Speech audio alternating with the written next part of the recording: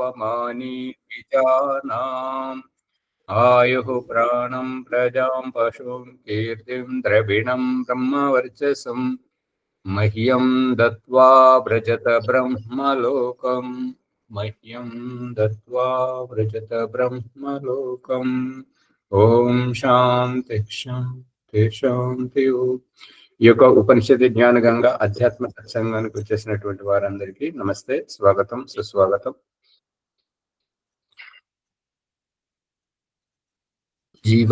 జీవాత్మ గురించి చెప్తున్నటువంటి అమ్మగారు మాట్లాడుతున్నటువంటి వరలక్ష్మి అమ్మగారు మాట్లాడుతున్నటువంటి మీరు ఎవరు? జీవాత్మ ఇది చేస్తుంది అది చేస్తుంది అని చెప్తున్నారు, కానీ మీరెవరు? నేను జీవాత్మను అనేటువంటి భాష రావాలి, దాన్ని గుర్తుపెట్టుకోండి. ఓకే.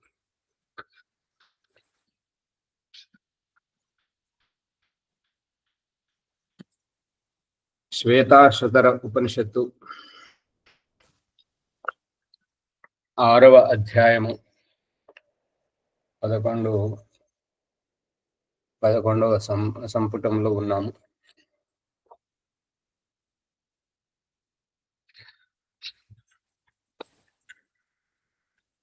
పదకొండవ సంపుటంలో ఏకో దేవ, ఒకే ఒక్క దేవుడు. ఏకో దేవ సర్వభూతేషు గూఢ సర్వవ్యాపీ సర్వభూతాంతరాత్మ కర్మాధ్యక్ష సర్వభూతాధివాస సాక్షి చేత కేవలో నిర్గుణశ్చ. ఏకో దేవ, ఒకే ఒక్క దేవుడు. సర్వభూతేషు గూఢ, అన్ని ప్రాణులన్నిటిలో రహస్యంగా ఉన్నాడు, గుప్తంగా ఉన్నాడు.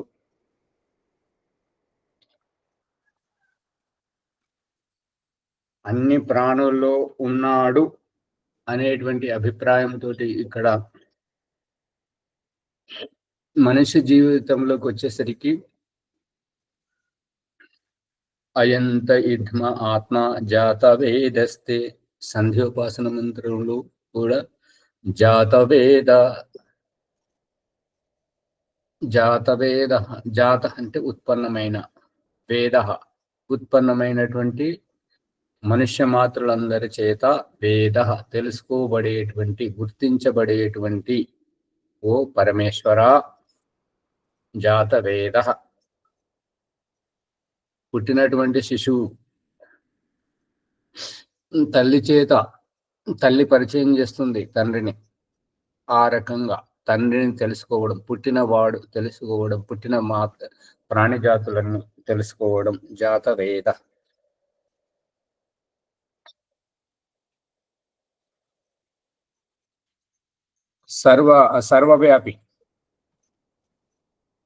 సర్వవ్యాపి, అతడు అంతటా వ్యాపించి ఉన్నటువంటి వాడు. ఇప్పుడు ఎన్నికలలో ఓడిపోగానే పరాభవంతో అందరిలో ఒక ఏవగింపు, గెలిచారు అనగానే అందరిలో ఒక గొప్పదనం, ప్రత్యేకత. ఈ యొక్క పరమేశ్వరుని రాజకీయ నాయకుల పట్ల ఏ రకంగానైతే ఉంటుందో ఆ విధంగానే గెలుపు ఓటములతోటి ఏ రకంగానైతే మనం ఈ రాజకీయ శాసకులను ఎట్లయితే గుర్తిస్తున్నామో, ఆ పరమేశ్వరుడు ఎప్పటికీ వ్యాపకుడు, అందరిలో ఉండేటువంటి వాడు, అందరికీ కావలసినటువంటి వాడు, అందరి జీవితంలో ఉద్ధరించేటువంటి వాడు, అందరూ అతని చేతనే ఉద్ధరింపబడేటువంటి వారు. జాత వేద ఆ యొక్క సర్వభూతాంతరాత్మ, అన్ని ప్రాణుల్లో అంతర్యామిగా ఉన్నటువంటి ఆ పరమేశ్వరుడు సర్వవ్యాపి, సర్వభూతాంతరాత్మ, సర్వవ్యాపకుడై ఉన్నాడు. ఒక 10 మంది, 2, 3, 4, 10 మంది సంతానం అయితే అతడు ఎవరికి తండ్రి? ఇప్పుడు శాసకుడు ఎవరికి రాజు? ప్రధానమంత్రి ఎవరికి ప్రధానమంత్రి? అందరికీ ప్రధానమంత్రి, అందరికీ రాష్ట్రపతియే. వారి పదవి అధికారము అనేటువంటిది మనందరిపైన, మన స్థిర అస్థిర సంపత్తుల పైన కూడా అన్నింటిపైన ఉంది కాబట్టి మనము పన్ను కడుతున్నాం, శిస్తు కడుతున్నాం. అందుకని పరమేశ్వరుడు అందరివాడు, మీవాడు నావాడు అని కాదు, అందరివాడు.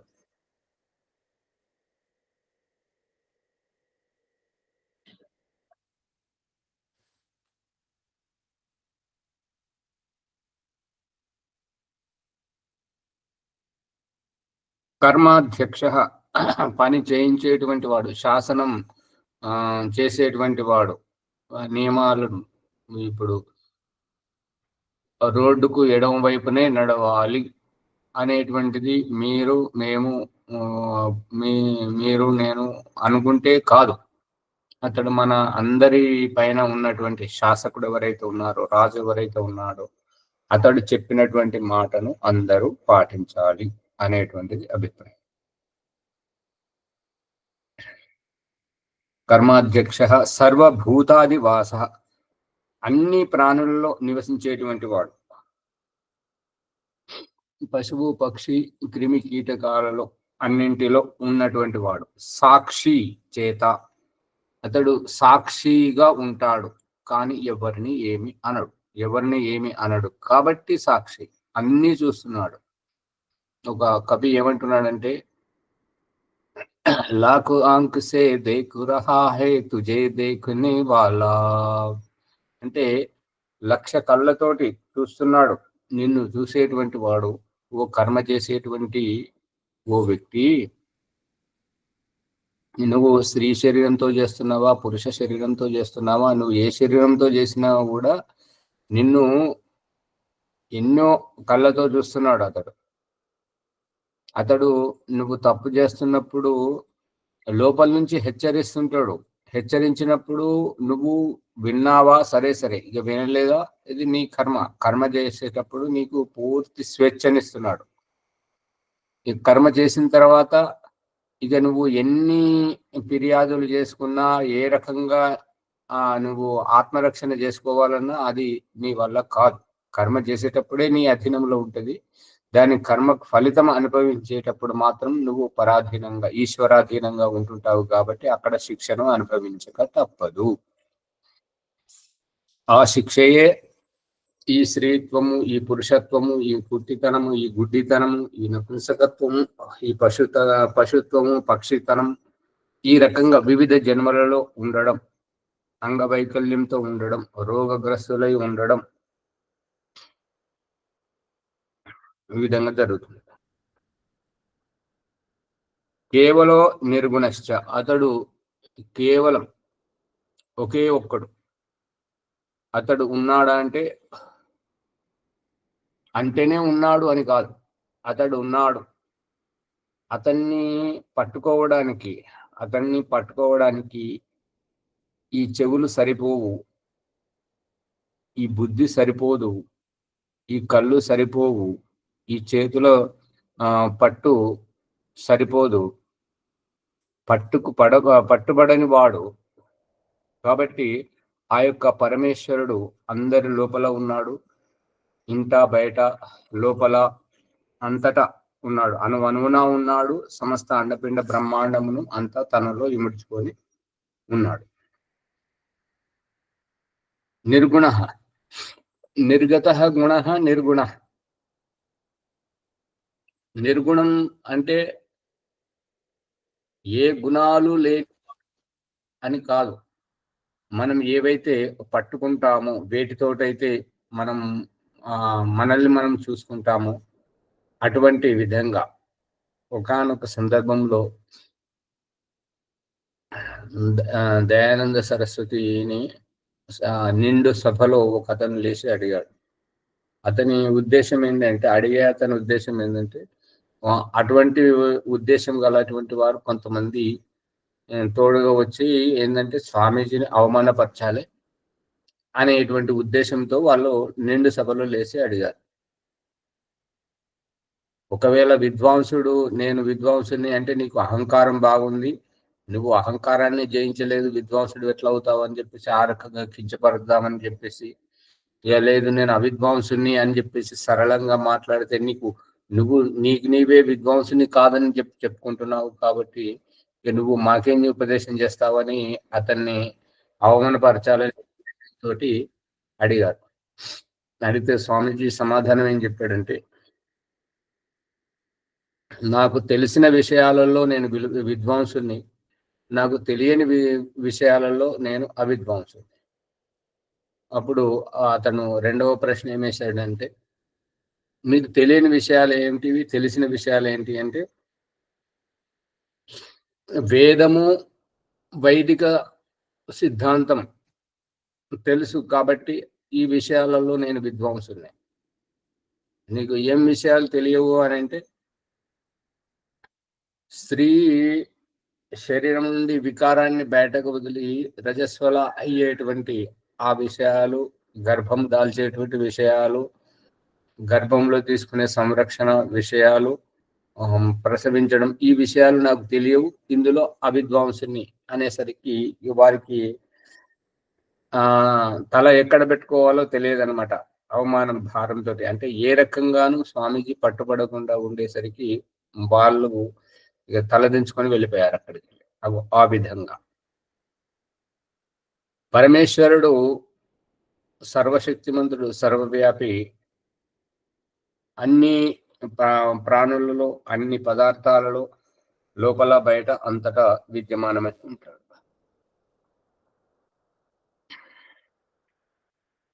ఇక 12వది చూడండి. ఇప్పుడు నిర్గుణం అనేటువంటిది విషయాన్ని ఇంకా స్పష్టీకరణ చేయాలి అని అంటే, జీవుడు ఏ రకంగానైతే ప్రకృతిని ఆశ్రయించి జన్మించుకొస్తున్నాడో, 84 లక్షల వివిధ జన్మలలో ఏ రకంగానైతే ఉన్నాడో, ఈ సుఖ దుఃఖమును అనుభవిస్తూ ఉన్నాడో, మరియు ఈ అన్న ఔషధులను, అన్నపానీయములను సేవించి నేను అందంగా ఉన్నాను, నేను బలవంతుడను, నేను బలహీనుడను, నేను రోగగ్రస్తుడను, నేను కుంటివాణ్ణి, గుడ్డివాణ్ణి అని చెప్పేసి ఈ యొక్క దేహంలో జరిగేటువంటి మార్పులను చూసి జీవుడు ఆ రకంగా భావించుకోవడం అనేటువంటిది అల్పజ్ఞత్వం.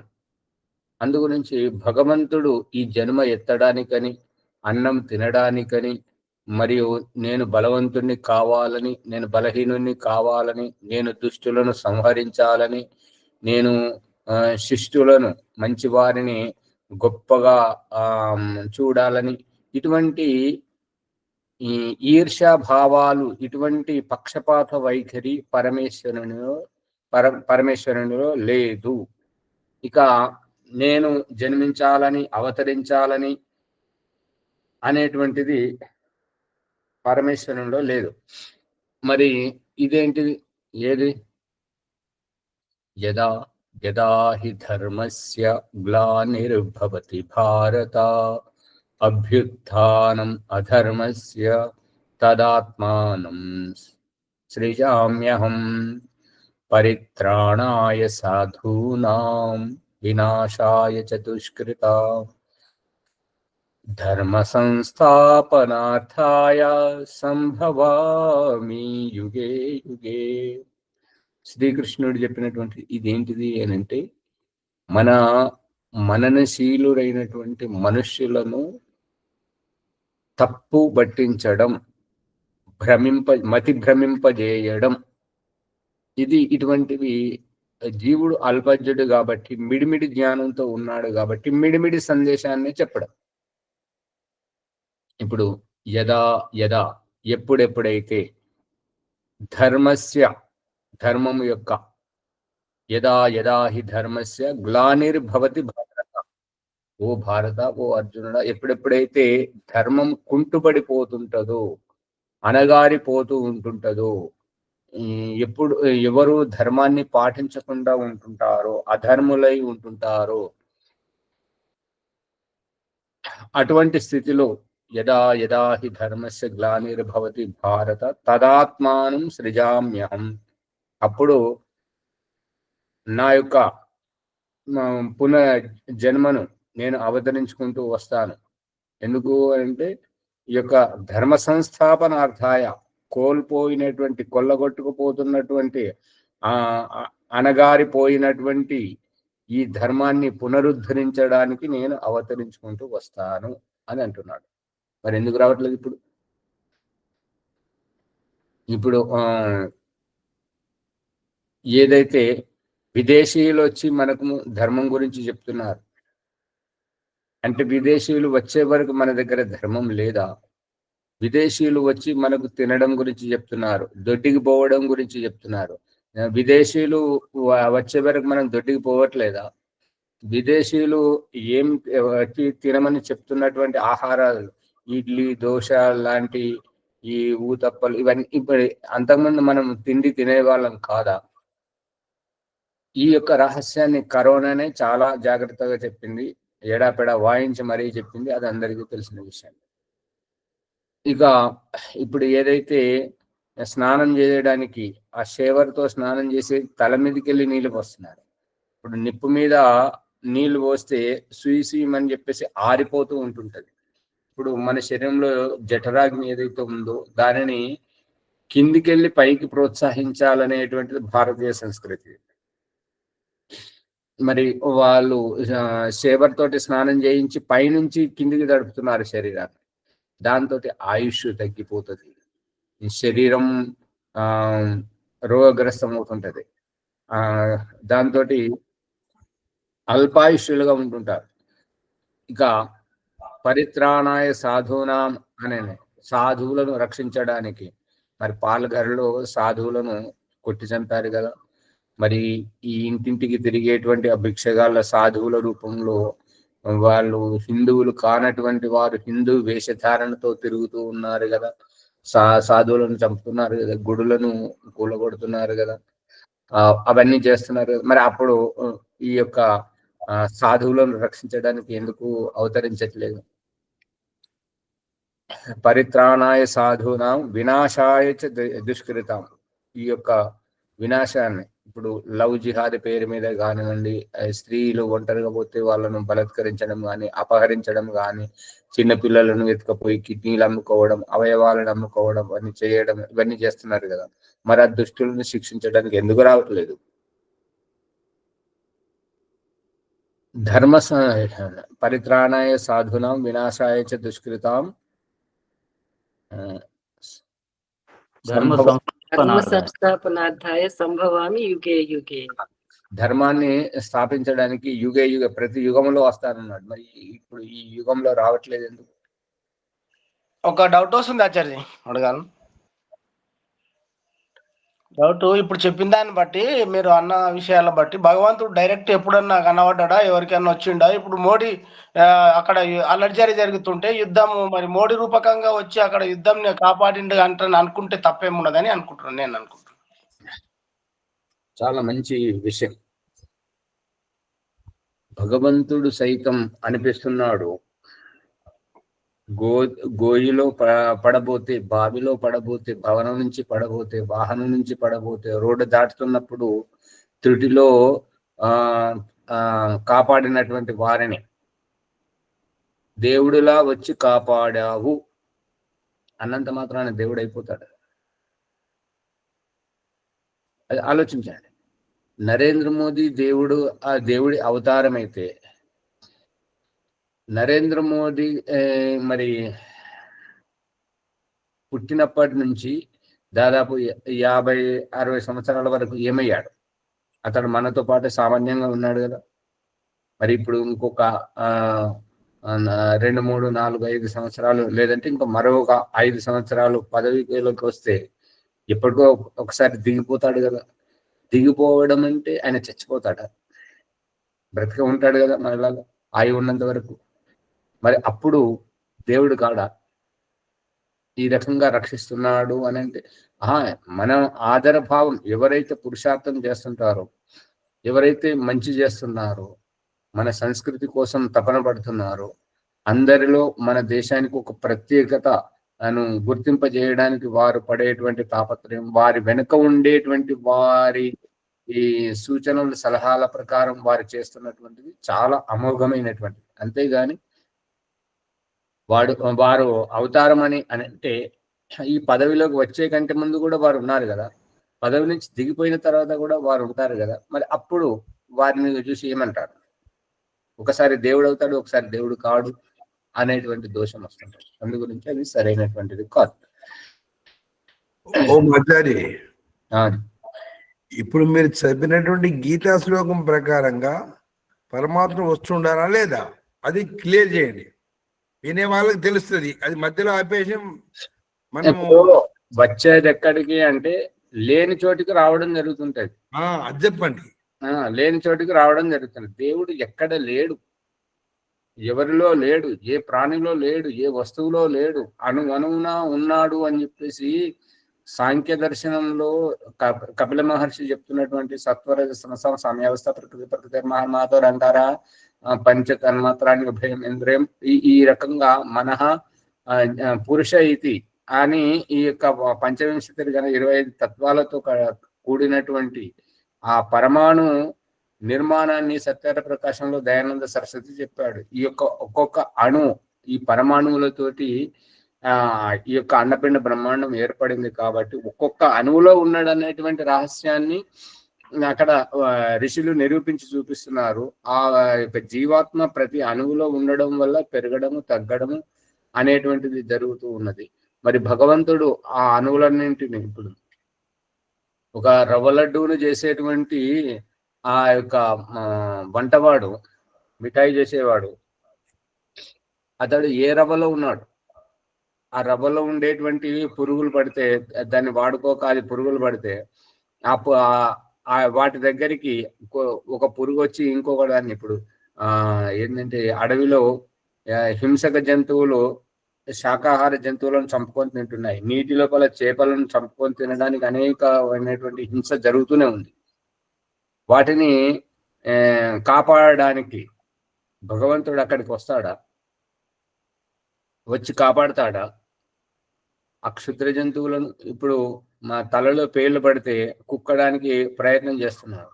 ఆ పేర్లను రక్షించడానికి వచ్చి ఈ ఎవరైతే పేర్లను చంపుతున్నారో ఆ వాళ్ళని సంహరించడానికి దేవుడు వస్తాడా? ఇప్పుడు ఆ దోమల బ్యాట్ తోటి ఆ దోమలను అన్నిట్లు ఇట్లా జోపుకుంటూ చంపేస్తున్నారు, ఆల్ అవుట్ పెట్టుకుంటూ చంపేస్తున్నారు. అది ఇప్పుడు ఈగలు దోమలు ఉండకుండా మురుగును అంతా సాఫ్ చేస్తున్నారు. మరి వాటిని హింస పెడుతున్నారు కాబట్టి ఆ శుద్ధి చేసేటువంటి మనల్ని చంపడానికి దేవుడు వస్తాడు. ఇదంతా కర్మహీనులు, బుద్ధిహీనులు, ఇదంతా సమాజాన్ని పురుషార్థహీనులుగా చేయడానికి, అధర్మాన్ని ఎదుర్కోకుండా ఉండడానికి, అందరినీ ఏంటంటే పనికి మాలిన వాళ్ళను తయారు చేయడానికి అనేటువంటిది ఈ అవతారవాదం. ఎవరో వచ్చి ఇప్పుడు మళ్ళీ అట్లా అనుకుంటే దయానంద సరస్వతి మరి ప్రపంచానికి వచ్చి ఇట్లా చేసిండు కదా, మరి ఆయనను కూడా ఆ విధంగా మంచి వ్యక్తులలో ఒక విషయం దేవుడు అడ్డుకుంటున్నాడంటే ఒక మంచి రూపకంగా వస్తున్నాడు కదా ఉండండి. ఈ సందర్భంలో ఒక మనోరంజనమైన కథ ఏంటంటే, ఒక అతని దగ్గర చాలా డబ్బున్నదని చెప్పేసి ఆ డబ్బును సుఖభోగాలను అనుభవించాలని చెప్పేసి ప్రతి ప్రాణికి పడక వేయడానికి, భోజనం చేయించడానికి, స్నానం చేయించడానికి, నిద్ర లేచిన తర్వాత మొహం కడగడానికి అన్నింటికి పని మనుషులను పెట్టుకున్నాడు. ఆ రకంగా సుఖభోగాన్ని అనుభవిస్తున్నాడు.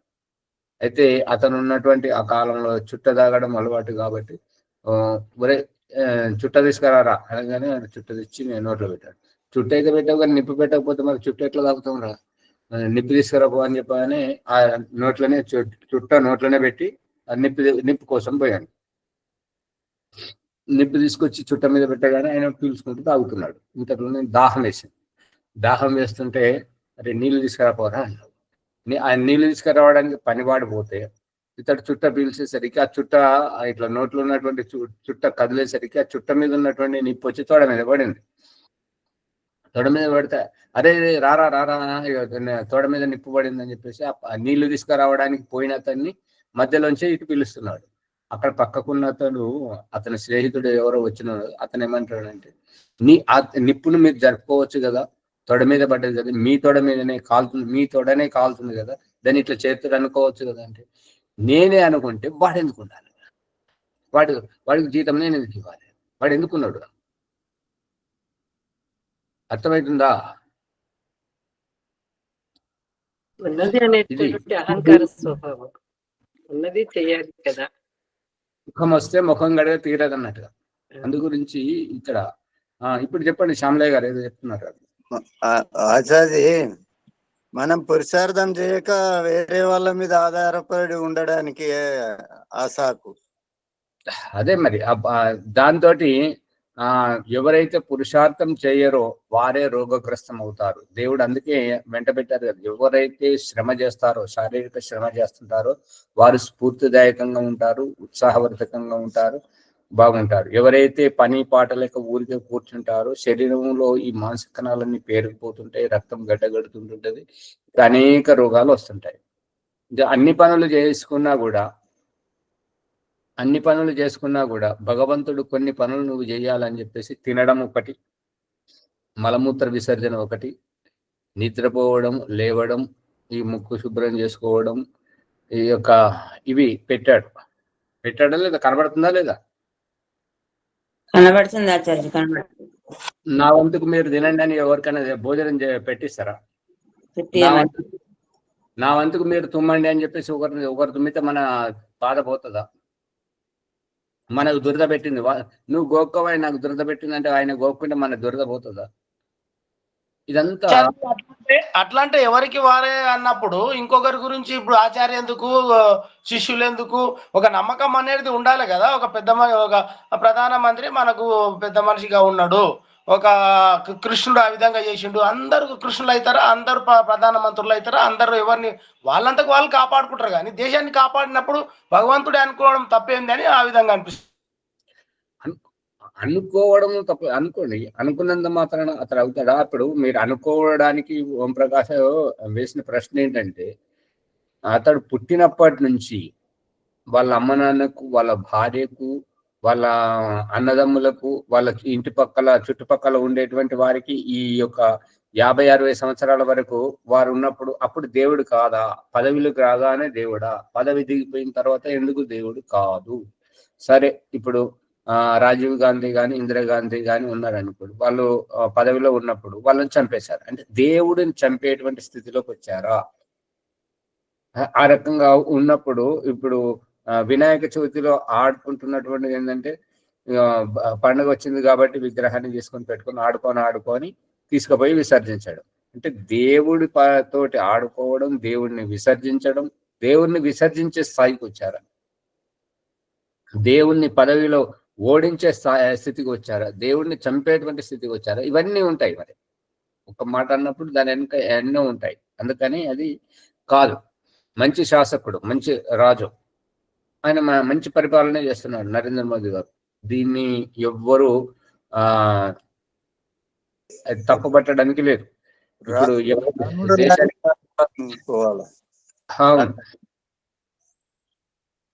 అందుకని ఇది మనం ఏదైతే అనుకుంటున్నామో, మనము అనుకోవడం, మనం భావించుకోవడం, ఈ అవతారము, ఈ బాబాలు, ఈ గురువులు. ఇక మీరు అడిగినటువంటి ప్రశ్న, ఈ గురువులు ఎందుకు అనేటువంటిది, జీవుడు అల్పజ్ఞుడు కాబట్టి అతడు పునర్జన్మ ఎత్తాలన్నా, జన్మించాలన్నా ఇంకొకరు కావాలి. అందుకే ప్రకృతి ఒడిలో జన్మింపజేస్తున్నాడు. ప్రకృతి శ్రీ జన్మ, శ్రీ ఒడిలోంచి పుట్టింపజేస్తున్నాడు. తల్లి ద్వారానే ఒక సామాజికమైనటువంటి, సహజమైనటువంటి జ్ఞానాన్ని, తినడం, తాగడం, మలమూత్ర శుద్ధి చేసుకోవడం, స్నానం చేయడం, బట్టలు వేసుకోవడం తల్లి నేర్పిస్తుంటది, ప్రాథమిక గురువు. ఆ తర్వాత తండ్రి లోక వ్యవహారం నేర్పిస్తుంటాడు. నాదేంటిది, నీదేంటిది, మనదేది, పరాయి వాళ్ళదేది అనేటువంటి తన సంపత్తితో పరిచయం చేస్తుంటాడు. గురువు విద్య, వ్యక్తిత్వ వికాసం గురించి జ్ఞానోదయం చేసిన తర్వాత మళ్ళీ వాళ్ళని సాగనంపుతున్నాడు కదా. వీళ్ళు పెద్దగా అయిన తర్వాత తల్లిని, తండ్రిని, గురువును సాగనంపి మరి తను పెళ్లి చేసుకోగానే నిన్నటి పిల్లవాడే ఇవాళ పెళ్లి చేసుకోగానే తన సంతానంగానే తండ్రి అవుతున్నాడు. నిన్నటి శిష్యుడే ఇవాళ విద్య నేర్చుకొని ఇంకొకరికి విద్య నేర్పుతున్నాడు, ఇవాళ గురువై ఉన్నాడు ఇంకొకరికి. ఈ రకంగా భగవంతుడు ఈ పరివర్తనం రూపాంతరంగా చూపిస్తున్నాడు కదా. అందుకని ఇది అల్పజ్యత్వాన్ని దూరం చేయడానికి, నువ్వు సర్వజ్ఞుడవు కాదు, నువ్వు అల్పుడవు అనేది నిరూపించడమే ఈ తల్లి, తండ్రి, గురువు వీరి యొక్క సంరక్షణలో వ్యక్తిత్వ నిర్మాణంతో వ్యక్తిత్వ వికాసం గావింపజేయడం, ప్రతి ఒక్కరిని ఉద్ధరింపజేస్తున్నటువంటి వైనం. ఆచార్యజీ, భగవంతుని నియమాలకు కట్టుబడి భగవంతునికి ఎలాంటి గుణాలు ఉన్నాయో అలాంటి గుణాలను అనుభవించేటప్పుడు ఆయన ఏమనుకుంటే అది జరుగుతున్నది. ఒక ఋషి మహర్షులు మంచి విషయాలలో ఉన్నప్పుడు భగవంతుని లాగానే ఆయనకు పనులు అన్నీ అవుతున్నాయి. చెడ్డ అలవాట్లు చెడ్డ గుణాలు వచ్చినప్పుడు ఆయన కింది స్థాయికి వస్తున్నాడు. అట్లాంటప్పుడు ఆయనను ఉత్తమంగా చూడడం తప్పేంది అనిపిస్తున్నది ఆచార్య. భగవంతుడు చూపించదని అలాగే అనే పదం ఉపయోగిస్తానే ఉన్నాం కదండి. అలాగే అంటే ఎవరో ఉన్నారు, దాన్ని అనుసరించేవారు వీరు అనేది మనకు అర్థమవుతుంది అందులో. ఇప్పుడు ఏది మంచి ఏది చెడు అని మనల్ని చూడడానికి తల్లిని, తండ్రిని, గురువును పెట్టాడు. ఇప్పుడు దేవుడిలో ఏదైతే తప్పు ఉందో దాన్ని సవరించుకోవడానికి కిందికి వస్తున్నారు అని చెప్తున్నారు కదా. వారి తప్పును ఎత్తి చూపేవారు ఎవరు? వారి మంచితనాన్ని గుర్తించేది ఎవరు? మంచితనాన్ని మనం గుర్తిస్తున్నాం. మనకు ఈ జన్మనిచ్చాడు, ఈ తల్లిదండ్రులను ఇచ్చాడు, ఈ యొక్క ఆహార పదార్థాలను అన్నింటినీ ఇచ్చాడు కాబట్టి మనం గుర్తిస్తున్నాం. వారి చెడుతనాన్ని గుర్తించి వారు వస్తున్నారు అని అంటే, మరి ఎక్కడుండైతే మంచితనం చేశాడో చెడుతనం చేయడానికి ఇక్కడికి మన మధ్యలోకి వస్తున్నప్పుడు మరి అక్కడ వారు ఉన్నారు.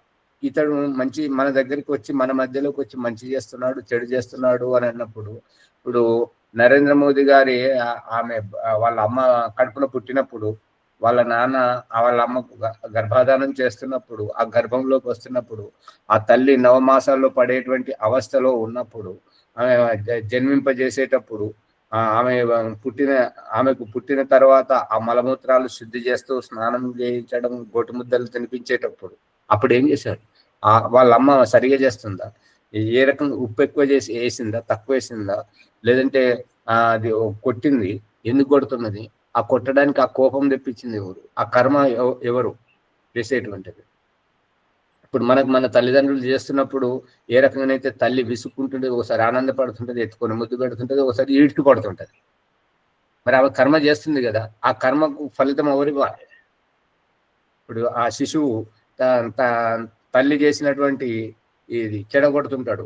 స్నానం చేసి మంచి బట్టలేసి కూర్చుండబెట్టగానే వెళ్ళి బురదలో పడుతుంటాడు, లేదంటే నీళ్ళలో పడుతుంటాడు, లేదంటే గంజిలో చేయి పెడతాడు, ఇదన్నీ చేస్తుంటాడు. మరి దేవుడుగా ఎట్లుంటాడు తప్పు చేస్తున్నప్పుడు? నరేంద్ర మోడీని దేవుడు అంటలేము, కృష్ణుని దేవుడు అంటలేము, రాముడిని దేవుడు అంటలేము, కానీ గుణగణాలు మంచిగా ఉన్నందుకు ఆయన ఇప్పుడు దేవుడు సపరేట్ అని అనుకుంటున్నాం కదా. దేవుడు సపరేట్ రాముడు కృష్ణుడి వరకే అంటున్నారు మీరు. మన పక్కకున్న వాళ్ళను ప్రమాదం నుంచి కాపాడితే ప్రతి ఒక్కరిని అనిపిస్తున్నాడు కదా దేవుళ్ళో వచ్చి కాపాడావు అని చెప్పేసి. వాళ్ళు స్త్రీలు కానీ పురుషులు కానీ ఎవరైనా కానీ దేవుళ్ళో వచ్చి కాపాడావు అంత మాత్రాన వాళ్ళు దేవుళ్ళు అవుతారా? ఆ ప్రమాదం నుండి మనల్ని కాపాడారు అనిపిస్తున్నాడు కదా దేవుడు అని చెప్పేసి. అందుకని భగవంతుడు అవతరించాల్సినటువంటి పని లేదు. మరి అవతరించి వచ్చినప్పుడు ఇక చూడండి, ఇక మీ భాషలో చెప్తుంటారు, తప్పు చేసింది బంగారం జింక ఉండదని తెలుసు, అయినా సీతమ్మ కావాలని రాముడు వెళ్ళాడు. ఇక రావణుడు వచ్చి సీతమ్మని తీసుకుపోయింది. అదేపి సీతమ్మ పరాయివాడి చెరలో ఉన్నది కాబట్టి ఆమెకు అగ్ని పరీక్ష. మరి నువ్వు కూడా ఉన్నావు కదా, సుగ్రీవుడు వాళ్ళ దగ్గర ఉండి నువ్వు ఇక్కడ తప్పు చేశాడు, చెట్టు చాటుకుండి వాళ్ళని చంపడం ఏంటి? మరియు ఈ యొక్క కోతుల మధ్యలో ఉండి ఇతను కూడా తప్పు చేయొచ్చు కదా, మరి ఇతను ఎందుకు అగ్ని పరీక్ష చేయలేదు? సీతమ్మకి ఎందుకు అగ్ని పరీక్ష? చెప్పండి. మరి అది సమానం ఉండాలి కదా. మరి దేవుడు తనకు ఒకవైపు ఒక రకంగా వారికి ఒక రకంగా ఎందుకు? ఆచార్యజీ, సీతమ్మనేమో రావణుని దగ్గర వనవాసంలో ఉంది. రాముడు అలా లేడు కదా ఆచార్యజీ. రాముడు పర్యటన చేసిన సీతమ్మని వెతకడానికి. గారు మీరు సరిగా వినట్లేదు.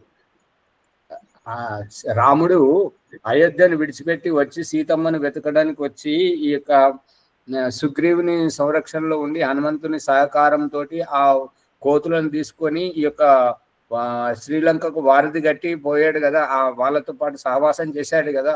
మరి అక్కడ అతను కూడా తన శీలాన్ని పోగొట్టుకోవచ్చు కదా, తప్పు చేసి ఉండొచ్చు కదా. మరి తనెందుకు అగ్ని పరీక్ష ఇవ్వలేదు? తను కూడా పవిత్రంగా ఎందుకు నిరూపించుకోలేదు తనకు తాను? శ్రీకృష్ణునికి ఆ వెన్న దొంగతనం చేసిందనేటువంటి ఆరోపణ ఎందుకు వచ్చింది? అది పరాయి స్త్రీలను అక్కడ శ్రీకృష్ణుడు చేసింది ఏంటి? అతనికి పరాయి స్త్రీల యొక్క వస్త్రాలను అపహరించాడని ఏమిటి? శ్రీకృష్ణుడు సందర్భాన్ని బట్టి అబద్ధాలాడి అక్కడ వాళ్ళు ఏవైతే చేస్తున్నారో, శకుని కర్ణుడు వాళ్ళంతా దుష్ట చతుష్టం ఏదైతే చేస్తున్నారో వాళ్ళని శిక్షించడానికి ఈ యొక్క యుద్ధంలో అశ్వత్థామ హతోహత నరోవా కుంజరోవా అని అనిపించినటువంటిది, ఈ అన్ని తప్పులు చేస్తున్నటువంటిది కనిపిస్తుందా లేదా? ఇంకా ధర్మం గెలవాలనుకున్నప్పుడు ఆయన మాయ చేసిండు, కానీ ఆడ ఏనుగు చచ్చిపోతే అశ్వత్థామ చచ్చిపోయిన వాళ్ళు తప్పుగా అర్థం చేసుకుంటే ఆ ఏనుగుకు వీళ్ళకి సంబంధం ఏంది ఆచార్య? ఇప్పుడు ధర్మం గెలవాలనుకున్నప్పుడు ఒక తప్పు మాట మాట్లాడిండు, ఏమన్నా తప్పు మాట్లాడలేడు. గుర్రం ఏనుగు చచ్చిపోయింది, అశ్వత్థామ అనే ఏనుగు చచ్చిపోయింది. అది నిజమే కావచ్చు, కానీ తండ్రి తన బిడ్డలకు ఒకరిని అర్థం చేసుకునేటువంటి విధంగా, సందేహించేటువంటి విధంగా అట్లా మతి భ్రమింపజేసేటువంటి దేవుడు ఆ రకంగా చేస్తాడా? తండ్రే చేయలేడు, దేవుడు ఏం చేస్తుంటాడు? అలా చేసినట్టయితే మరి అతనికి శిక్ష పడాలి కదా. అందుకే గాంధారి శపించింది కదా, నా 100 మంది కుమారులను నువ్వు చంపించావు అని చెప్పేసి ఆ రకంగా శపించడం కారణంగా ఏ రకంగానైతే ఈ యొక్క శ్రీకృష్ణుడు చేసినటువంటి వ్యవహారం, శ్రీకృష్ణుని జీవితం సమాప్తమైనటువంటిది ఆ వ్యాధిని బాణంతో వచ్చి చెట్టు చాటు నుంచి లేడీ ఏదైనా మృగం అనుకొని అతడు కొట్టాడు, అది వచ్చి ఇతనికి కాలుకు తగిలింది. ఇప్పుడు అది ఏంటిది? ఆ బాణం వచ్చేది దేవుడైతే శ్రీకృష్ణుడికి తెలియదా? తన ఆత్మరక్షణ చేసుకోలేదు ఎందుకు? తాను చేసిన కర్మలు ఇక్కడనే అనుభవించాలని భగవంతుడు డైరెక్ట్ ఎప్పుడు బయటికి రాలేడు కదా ఆచార్య. ఒక మనిషి రూపకంగానే నీ ద్వారానో నా ద్వారానో ఒక పనులు చేస్తున్నాడు, కానీ డైరెక్ట్ ఎప్పుడైనా వచ్చి కనబడాడా భగవంతుడు? ఎప్పుడైనా కనబడాడు? ఎప్పుడు కనబడాడు కదా. అవసరం లేదు, కనబడాల్సిన అవసరం లేదు. అదంతా అనవసరమైనటువంటి వాదన, కాలక్షేపం తప్ప. ఏంటంటే భగవంతుడు బయటకు రాడు. బయటకు వస్తే ఇప్పుడు మీరు అనేటువంటి భాష ఏంటంటే, గర్భాధానంలో శుక్రకణముగా వస్తున్నటువంటి జీవాత్మ స్త్రీ యొక్క గర్భాశయంలో పిండముగా ఎదిగి శిశువుగా పుట్టినప్పుడు ఆయువు ఉన్నంత వరకు బతుకుతున్నటువంటి ఆ సమయంలో ఆయువైపోయి ఈ దేహాన్ని విడిచిపెట్టి తరుణంలో తండ్రి శరీరం నుండి వస్తున్నటువంటి శుక్రకణానికి ఈ దేహం లేదు, ఈ కళ్ళు లేవు. మరి మృత శరీరాన్ని విడిచి దాటిపోతున్నటువంటి జీవాత్మకు కళ్ళు లేవు, ఈ యొక్క శరీరం లేదు, కళ్ళు లేవు. మరి చూడాలంటే మరి తండ్రి శరీరం, తండ్రి ఎట్లా తిన్నాడు, ఎటువంటి ఆహారం తిన్నాడు, తండ్రి శరీరంలో ఏ రకంగా ఉన్నది అనేటువంటిది ఎట్లా కనిపిస్తున్నది? దేవుడు కంటికి కనబడాలి కదా. మా కళ్ళు అనేటువంటి తల్లి శరీరంలో ఎదిగే పిండానికి పెట్టి చూపిస్తున్నాడు కదా. కంటికి కనబడేటువంటిదంతా నాశనం అయ్యేటువంటిది, అది సత్యం కాదు అని ఆత్మనే చూపించట్లేదు దేవుడు. అటువంటప్పుడు తనను భగవంతుని తనని ఎలా చూపించుకుంటాడు? అందుకని ఇదంతా మన ఊహం, మనము కాలక్షేపం చేస్తున్నటువంటిది. దేవుడిని మైమర్చిపోవడానికి ఈ యొక్క ఆడంబరం, అట్టహాసము, భక్తిలో మునిగినటువంటి రామదాసు గాని, మీరాబాయి గాని, వేమన గాని, వీళ్ళంతా ఎవరైతే ఉన్నారో అటువంటిది ఇప్పుడు రాజకీయ నాయకులు ఏదైనా ఇప్పుడు బోనాల పండుగ వస్తే ఆ పట్టు వస్త్రాలు ఎంత ఆడంబరంగా తీసుకెళ్తుంటారో, ఒక భక్తిలో ఉన్నటువంటి ఒక సామాన్యమైనటువంటి మీరాబాయి ఆ గుడిలోకి వెళితే ఏ రకంగా వెళ్ళింది? ఎవరికైనా చెప్పి వెళ్ళిందా? ఇప్పుడు రాజకీయ నాయకులు వాళ్ళు వస్తున్న దానికి బాజలు భజంత్రీలు అవన్నీ కొట్టుకుంటా మైక్ సౌండ్ పెట్టుకుంటా అక్కడ ఇక్కడ చూసుకుంటా వాళ్ళు వస్తుంటారు. తిరుపతి హుండీలో ఇంత దానం వేయాలన్నా కూడా పెద్దగా చెప్పుకుంటారు. ఇన్ని వేసారు, ఇంత కిరీటం పెట్టారు, ఇటువంటిది పెట్టారు. ఇదంతా బట్టి కాలక్షేపం. దీంతో వచ్చేది చచ్చేది లేదు. మరి దేవుడికి ఇచ్చేటువంటి స్థాయికి ఎదిగాము మనం. దేవుడికి గుడి కట్టించేటువంటి స్థాయికి, దేవుడిని విగ్రహం చేయించి అమ్మేటువంటి వాడు గొలుసులు పెట్టి కట్టేస్తాడు వాడు దుకాణంలో బయట. మా దగ్గర ఈ విగ్రహాలు ఉన్నాయని చూపించడానికి దుకాణం బయట పెట్టి ఎవడైనా ఎత్తుకపోతాడేమో అని గొలుసులు పెట్టి కట్టేస్తాడు. ఇక తీసుకొచ్చి గుడిలో పెట్టిన తర్వాత పూజారి రోజు తాళం వేస్తుంటాడు, జైల్లో ఖైదీని పెట్టినట్టుగా. ఇదంతా ఏంటిది? అంతా బుద్ధిహీనమైనటువంటి వ్యవహారం. అందు గురించి మనం ఏం అనుకోలేము కాబట్టి ఎవరి స్థాయి ఎంతవరకు ఉన్నదో అంతవరకే ఎవరి కర్మ వాళ్ళు అనుభవిస్తారు.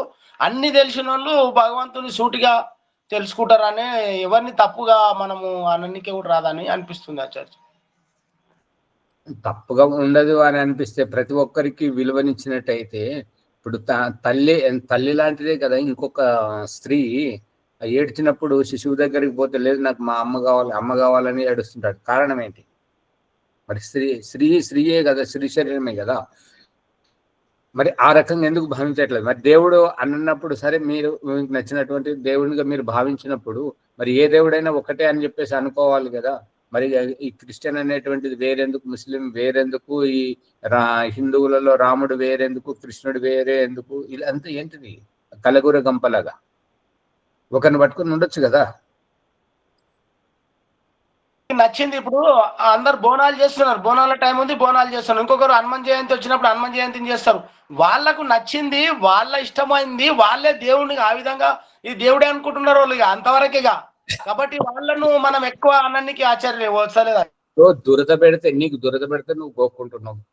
ఆ రకంగా నీకు దురద పెడితే నేను గోక్కోవాల్సిన అవసరం ఏముంది? ఇప్పుడు ఎవరైతే చూశారో, హనుమంతుని రూపంలో చూశారో, ఎవరైతే జీసస్ క్రైస్ట్ రూపంలో చూశారో, యేసు ప్రభుని చూశారో, అల్లాను చూశారో, వాళ్ళకు నచ్చినటువంటి భావజాలంతో వాళ్ళు చేసుకుంటున్నారు. కానీ ఈ మిడిమిడి జ్ఞానం అంతా ఇది కంటికి కనబడే రూపం కాబట్టి ఇప్పుడు వైష్ణవ సంప్రదాయము కనుమరుగైపోయింది, శైవ సంప్రదాయము కనుమరుగైపోయింది. ఇప్పుడు క్రిస్టియన్ ముస్లిం అనేది ఉధృతంగా ఉన్నది. ఇది పెరిగేదందుకు అంటే తరిగేదందుకే అనేటువంటిది ఇవి కూడా పోతుంటాయి. మరి శాశ్వతంగా ఉండేటువంటి దేవుడు అనేటువంటి వాడు, ఇప్పుడు శాశ్వతంగా ఉండేటువంటి దేవుడు అనేటువంటి వాడు, ఇప్పుడు క్రిస్టియన్ వాళ్ళు ఏమంటారంటే దేవుడు కుమారుడు అంటారు. దేవుడు పుట్టించారు. మిమ్మల్ని ఎవరు పుట్టించారు? నన్ను ఎవరు పుట్టించారు? ఆ చీమల్లో ఎవరు పుట్టించారు? మనం తింటూ ఉంటే అది ఒక లడ్డు ముక్క కింద పడ్డా కూడా, ఇంత అన్నం మెతుకు కింద పడ్డా కూడా వెంటనే దేవుడు అక్కడికి చీమల్లో పంపిస్తున్నాడు. ఇతడు అజాగ్రత్త చేస్తున్నాడు అన్నం పట్ల, నువ్వు వెళ్ళు అని చెప్పేసి. వారిని ఒకటి పుట్టించారు, వాటికి ఆ బుద్ధి ఎవరు పుట్టించారు?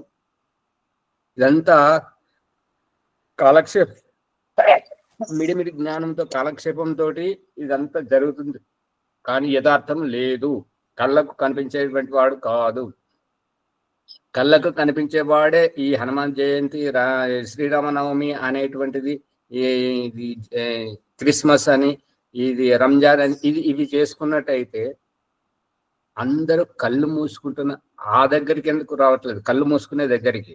ధ్యానం చేసేవారు ధ్యానం చేస్తున్నారు, మొక్కుకునేవారు మొక్కుకుంటున్నారు. ఈ రకంగా కళ్ళు మూసుకున్న వాళ్ళు ఎక్కున్నారా, కళ్ళు తెరిసిన వారు ఎక్కున్నారా? ఈ యొక్క మిడిమిడి జ్ఞానంతో ఈ క్రిస్టియన్ తనం ఎప్పుడు కనబడింది? హిందుత్వం ఎప్పుడు కనబడింది? రాముడు ఎప్పుడు కనబడ్డాడు? కళ్ళు తెరిసిన చోట. కళ్ళు తెరిసిన చోటనే ఈ శాంతి. వాళ్ళు పాల్ఘర్లో, అది పాల్ఘర్ కాదు, పహల్గామ్లో బట్టలిపి చూశారు. ఏం చూశారు చెప్పండి?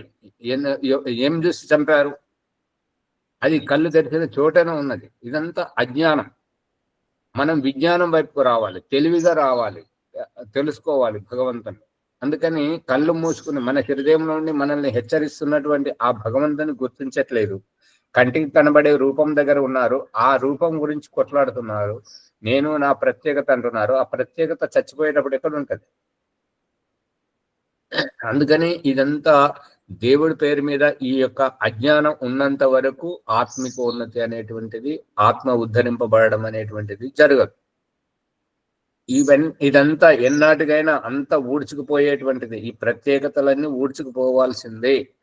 ఈ ఊడ్చుకుపోయినప్పుడే ఆత్మ ఆ శుద్ధ ఆత్మగా ఉండి పరమాత్మ సాన్నిధ్యానికి చేరుతుంది. అదే జీవనముక్తి. ఈ ఇంద్రియాలను ఇవ్వడం, ఇంద్రియాలు వదిలింపజేయడం, జీవితాన్ని ఇవ్వడం, జీవితాన్ని వదిలింపజేయడం, ఈ చచ్చిపోవడం, ఈ పుట్టడం అనేటువంటిది, ముక్తిని పొందడం అనేటువంటిది అంత వదిలేయడమే కదా. ఈ భూకంపాలతోటి అక్కడ చూడండి, 10 ఏళ్ల క్రితం ఉత్తరాఖండంలో భూకంపం, అది వరదలు వచ్చి మొత్తం గుళ్ళు గోపురాలన్నీ కొట్టుకుపోయాయి. అందులో రాముని విగ్రహం, హనుమంతుని విగ్రహం వాళ్ళు కూడా పెట్టుకొని ఉంటారు కదా, అది కూడా కొట్టుకుపోయింది కదా. ఇప్పుడు దాన్ని ఏమంటారు? ఇప్పుడు వీళ్ళు వచ్చి అది రామ్ మందిరాన్ని కూలగొట్టారు, బాబరీ మస్జిద్ని కూలగొట్టారు. బాబరీ మస్జిద్ని కూలగొట్టేవారు ఎవరు?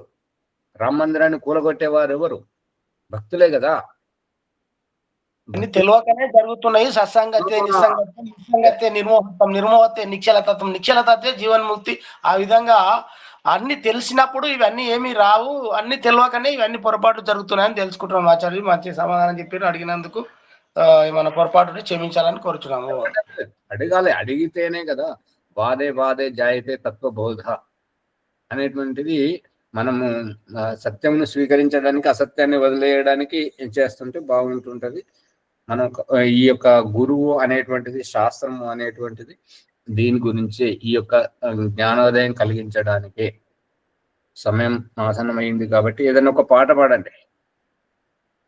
భక్తిమయంగా ఉండాలి, ఖండన మండనే కాకుండా ఆత్మను జాగృత పరిచేటువంటి విధంగా పాడితే పాడండి.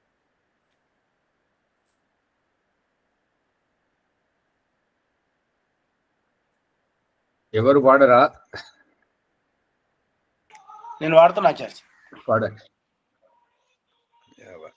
ఏమని పిలుతును నిన్ను, నేమని పిలుతును నిన్ను, ఏమని పిలుతును. పాడండి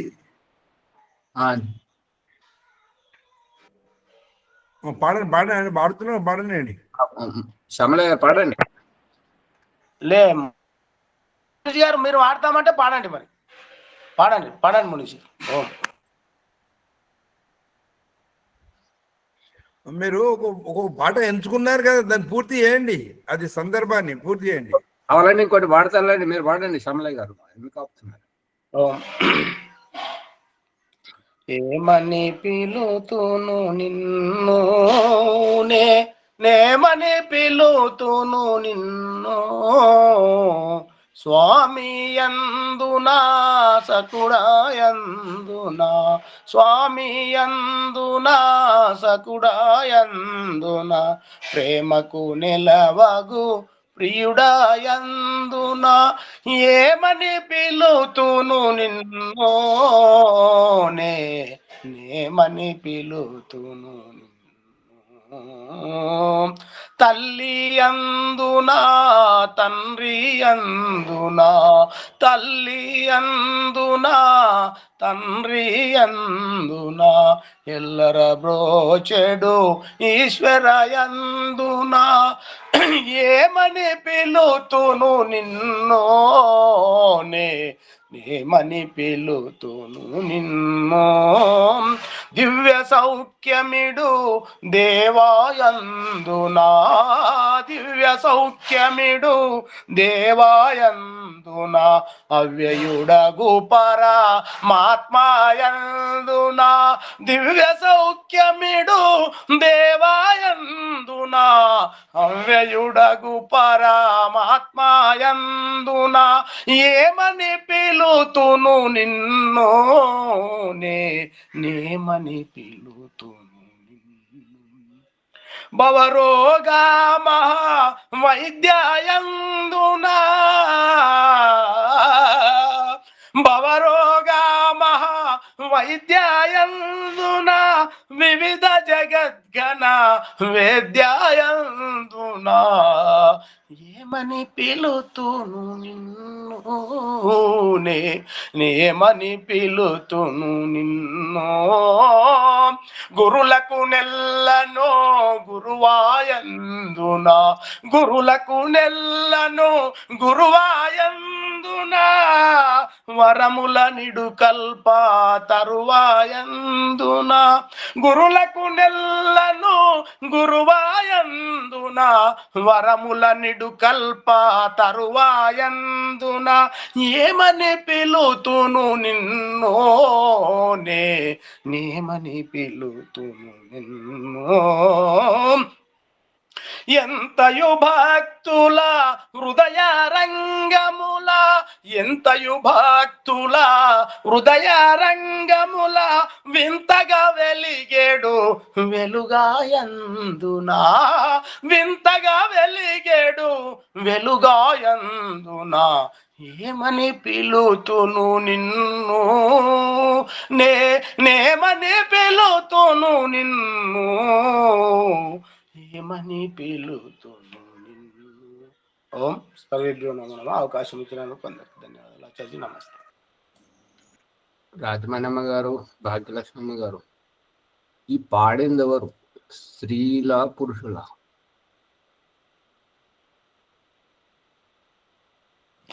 ఆత్మనే. ఆ స్త్రీ పురుష దేహంతో సంబంధమే లేదు. భక్తిమయంగా పరవశించిపోయి భావోద్వేగంతో పాడుతున్నటువంటి ఆ స్థితికి రావాలి. మునిజీ మీరేమైనా పాడుతున్నారా? పాడండి. ఆచార్య సమయం నాస్తి. అది సరే, ముందుకు దిగండి. ఓం ఆచార్య ఓం ప్రకాష్ గారు ధన్యవాదములు. ఇది ఎపిసోడ్ గురించి చెప్పండి, ముందుకు తీసుకోండి. శ్వేతాశ్వతర పరిషత్తులో మనము 6వ అధ్యాయములో 12వ సంపుటంలో ఉన్నాము. అందులో ఈశ్వర రహస్యము, జీవాత్మ మిడిమిడి జ్ఞానంతో పరమాత్మని ఏ విధంగా లెక్క పెడుతున్నది, ఏ విధంగా గుర్తిస్తున్నది అనేటువంటి చాలా రకాల ఉదాహరణలతోటి వారు చక్కగా తెలియజేశారు. ఏంటంటే జీవాత్మ ఎక్కడుంటది, పరమాత్మ ఎక్కడ ఉంటాడు, అణువులో ఉన్నాడు పరమాత్మ, ఇక్కడ వచ్చేది లేదు పోయేది లేదు.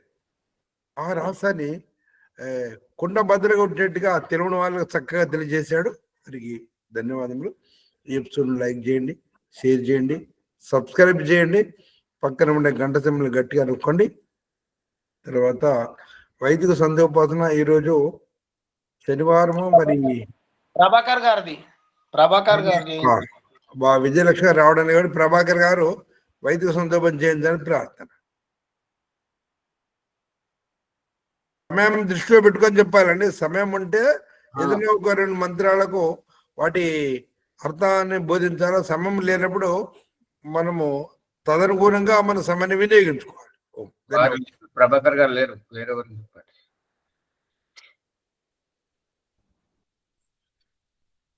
నేను చేపిస్తా ఆచార్య. వైదిక సంధ్యోపాసన ప్రణమ్మని భాగ్యనేరం. ఓం అమృతోపస్తరణమసి స్వాహ, ఓం అమృత అభిదానమసి స్వాహ, ఓం సత్యం యచః శ్రీర్మై శ్రీః శ్రేతామ స్వాహ, ఓం శన్నో దేవీరభిష్టయా ఆపో భవంతు పీతయే శయ్యోరవిశ్రమంతు నః. ఓం వాక్ వాక్, ఓం ప్రాణః ప్రాణః, ఓం చక్షుః చక్షుః, ఓం శ్రోత్రం శ్రోత్రం, ఓం నాభిః, ఓం హృదయం, ఓం కంఠః, ఓం శిరః, ఓం బాహుభ్యాం యశోబలం, ఓం కరతల కరపృష్ఠే, ఓం భూః పునాతు శిరసి, ఓం వః పునాతు నేత్రయోః, ఓం స్వః పునాతు కంఠే, ఓం మః పునాతు హృదయే, ఓం జనః పునాతు నాభ్యాం, ఓం తవః పునాతు పాదయోః, ఓం సత్యం పునాతు పునః శిరసి, ఓం ఖం బ్రహ్మ పునాత్ సర్వత్రా.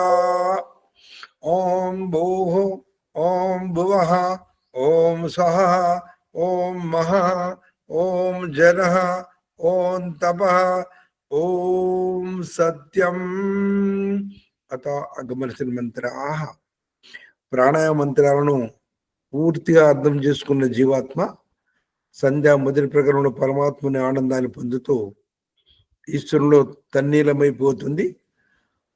ఆ మొదటి ప్రకరణంలో అసఫలమైన జీవాత్మ రెండో ప్రకరణంలో మళ్ళీ అగమర్చిన మంత్రాలతో పరమాత్మను ప్రార్థిస్తుంది. అద అగమర్చిన మంత్రాః. ఓం రితంజ సత్యంజాబీదా తపసోద్యజాయత తతో రాత్ర్యజాయత తతః సముద్రో అర్ణవః సముద్రాదర్ణవాదీ సంవత్సరో అజాయత అహోరాత్రాన్ విదదాదిశ్చ సమయతో వసి సూర్యా చంద్రమసౌ దాతా యథా పూర్వమకల్పయత్ దివం చ పృథివీం చాంతరిక్షమతో స్వః. ఓం శన్నో దేవీరవిష్ట్యా ఆపో భవంతు పీతయే శయ్యోరవిశ్రవంతు నః. ఓం అత మనస పరిక్రమ మంత్రాః. ఓం ప్రాజీదిగగ్నిరధిపతిరచితో రక్షితాదిత్యా యశమః తేభ్యో నమోధిపతిభ్యో నమో రక్షితృభ్యో నమఃభ్యో నమేభ్యోస్తు. యోస్మాన్ ద్వేష్టి యం వయం దిష్మస్తం ఓజం మే దద్మః. దక్షిణాదిగింద్రోధిపతి స్థిరస్థిరాజై రక్షితా పితరేశవః తేభ్యో నమోధిపతిభ్యో నమో రక్షితృభ్యో నమఃభ్యో నమేభ్యోస్తు. యోస్మాన్ ద్వేష్టి యం వయం దిష్మస్తం ఓజం మే దద్మః. ప్రదేశే దిగ్వర్ణోధిపతిః పృథాకో రక్షితాన్నమిషవః తేభ్యో నమోధిపతిభ్యో నమో రక్షితృభ్యో నమఃభ్యో నమేభ్యోస్తు. యోస్మాన్ ద్వేష్టి యం వయం దిష్మస్తం ఓజం మే దద్మః. ప్రదేశే దిక్ సోమాధిపతి స్వజో రక్షితాశనిర్జమః తేభ్యో నమోధిపతిభ్యో నమో రక్షితృభ్యో నమఃభ్యో నమేభ్యోస్తు.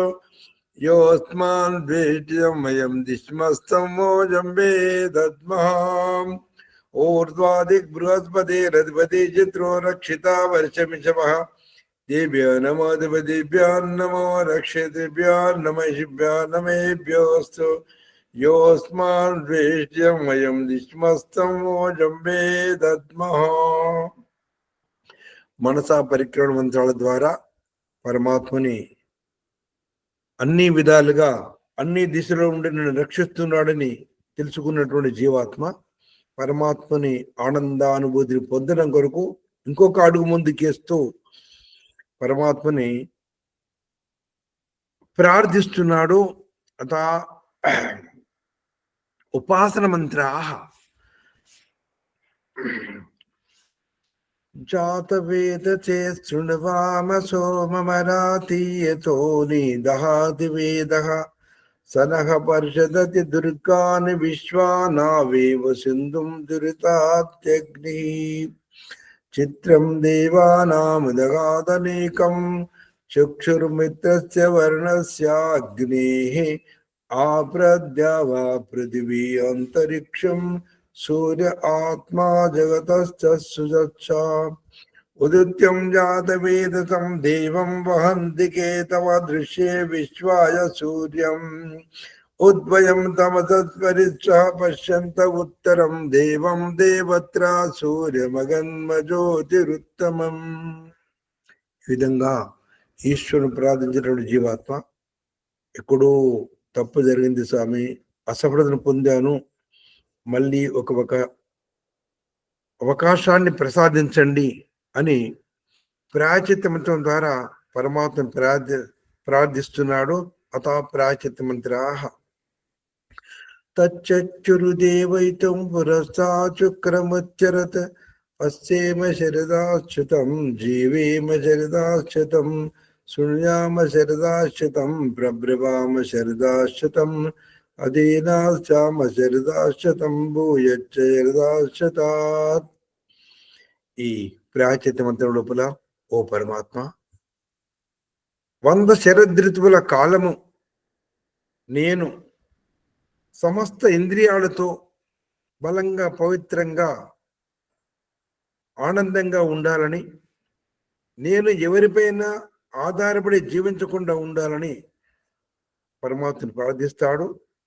అనంతరము తచ్చక్ ఓం షన్నో దేవీరవిష్టయాపో భవంతు పీతయే శయ్యో రవిశ్రవంతు నః. ఓం భూర్భువస్వః తత్సవితుర్వరేణ్యం భర్గో దేవస్య ధీమహి ధియో యో నః ప్రచోదయాత్. ఓ పరమేశ్వర, నీ అనంత కృప వలన నేను నర్చిన జప ఉపాసనాది కర్మముల మూలమున ధర్మ అర్థ కామ మోక్షములనేది ఈ చతుర్విధ పురుషార్థములను వెంటనే ఈ జన్మలోనే మాకు సిద్ధించినట్లు అనుగ్రహింపము స్వామి. ఓం నమః శంభవాయ చ మయోభవాయ చ నమః శంకరాయ చ మయస్కరాయ చ నమః శివాయ చ శివతరాయ చ. ఓం షన్నో దేవీరవిష్టయ ఆపో భవంతు పీతయే శయ్యో రవిశ్రవంతు నః. ఇది వైదిక సంధ్యోపాసన ప్రణవముని అత శాంతి మంత్రం. ఓం దేవ శాంతిరంతరిక్షకం శాంతి పృథ్వీ శాంతి ఆపా శాంతి ఓషధే శాంతి వనస్పతే శాంతిర్విశ్వే దేవా శాంతి బ్రహ్మ శాంతి సర్వం శాంతి శాంతిరేవ శాంతి సామా శాంతిరేది. ఓం శాంతి శాంతి శాంతి. నమస్తే ఆచార్య. శ్రీ గురు నమః. అందరికీ నమస్కారం. అందరూ కూడా ఈ విధంగా ప్రయత్నం చేసి అవకాశము ఎప్పుడు వస్తుంది అని ఆలోచించాలి. అందరూ ఆ విధంగా సిద్ధంగా ఉండాలని ప్రార్థన. ఓ నమస్తే. నమస్తే. సర్వేభ్యో నమః. ఒక సూచన ఏంటంటే, ఇతడు యూట్యూబ్ అతను వారం రోజుల నుంచి లింక్ ఇస్తలేడు. యూట్యూబ్ లో అప్లోడ్ అవుతుంది కానీ గ్రూపులలో పంపడానికి వస్తలేదు.